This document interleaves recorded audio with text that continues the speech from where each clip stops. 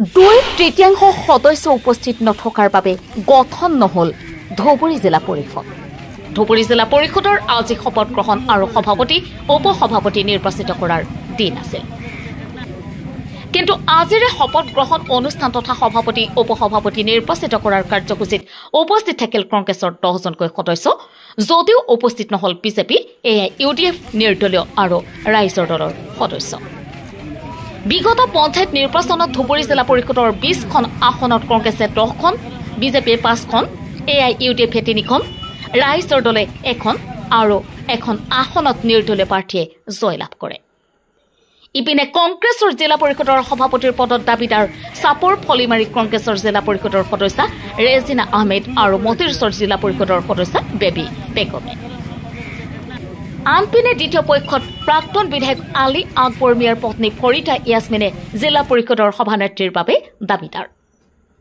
আজি দ্বিতীয় পক্ষই উপস্থিত নথকাৰ বাবে বাতিল হল জিলা পৰিষদ গঠনৰ প্ৰক্ৰিয়া। বাতৰি প্ৰস্তুত কৰালৈকে জিলা পৰিষদৰ সভাপতি আৰু উপসভাপতি নিৰ্বাচিত প্ৰক্ৰিয়াৰ দ্বিতীয়বাৰৰ বাবে তাৰিখ জিলা প্ৰশাসনে ঘোষণা কৰা নাই যদিও পৰৱৰ্তী সময়ত কোন পক্ষই জিলা পৰিষদ গঠন কৰিবলৈ সক্ষম হয় সেয়া হ'ব লক্ষ্য। News desk report, MT news. এই যে আজি যে নহল ইয়াৰ বেকসাইডত বা অন্তৰালত লুকাই থকা কিবা ৰহস্য আছে নেকি? নাম আপুনি ক'ব পাৰে নেকি? কোন কোন ইয়াৰ বেকসাইডত কাম কৰি আছে? বেকসাইডত এইটো UDF আৰু বিজেপি।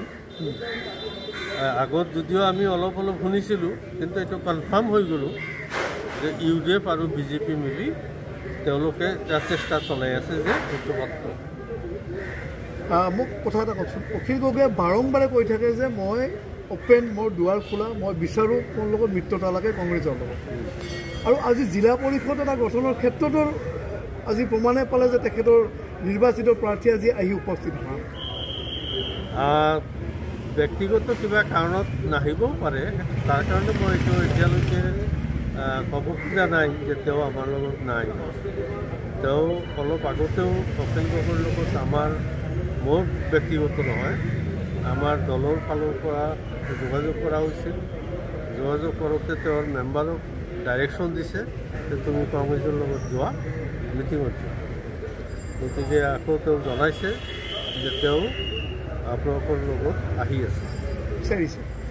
না, কিং মেকাৰ মিনছ আমাৰ 10টা আউট অফ 20।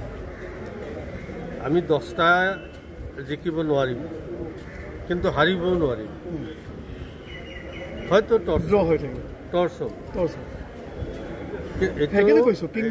ৰাজ্যৰ দলৰ মেম্বাৰটোক আমি আনিলে আমাৰ জিকাটো নিশ্চিত, কিন্তু তেওঁলোকে নিলে তেওঁলোকৰ জিকা নিশ্চিত নহয়। তথাপি তেওঁলোকে কিয় আজি এবচেণ্ট থাকিলে মই এই অংকটো বুজা নাই। সেইটোৱে কৈছোঁ যে কংগ্ৰেছৰ কাৰণে আজি ৰাইজৰ দল কিং মেকাৰ হিচাপে থিয় হৈছে নেকি? নিশ্চিতভাৱে যিহেতু আমাৰ মেজৰিটি আমি পোৱা নাই, ৰাইজৰ দলটো আমাৰ কাৰণে কিং মেকাৰ বুলি এইটো স্বীকাৰ কৰিব লাগে। এইটো আপোনালোকে আশাবাদী মানে কথাও হৈছে তেওঁ আমাৰ লগত। যদি কংগ্ৰেছে আপোনালোকৰ ভোট গঠন কৰে, সভাপতি বা সভানেত্ৰী কোন অধিষ্ঠিত হ'ব বুলি আপোনালোকে নিৰ্ণয় কৰিছে? নাই, আমাৰ যে কেণ্ডিডেট আমি অলৰেডি ঘোষণা কৰিছোঁ। আমাৰ জিলা পৰিষদৰ সভানেত্ৰী পদৰ প্ৰাৰ্থী ৰেজিনা আহমেদ আৰু উপসভাপতি পদৰ প্ৰাৰ্থী শ্বাহনাজ বেগম। এতিয়া আপোনালোকে আশাবাদী নেক্সট যোনটো মিটিং হ'ব হয় তাতে আমাৰ নিশ্চিতভাৱে আমাৰ সভানেত্ৰী আৰু উপসভানেত্ৰী দুগৰাকীয়ে নিশ্চিতভাৱে জিকিব আৰু জিলা পৰিষদ আমি দখল কৰিম।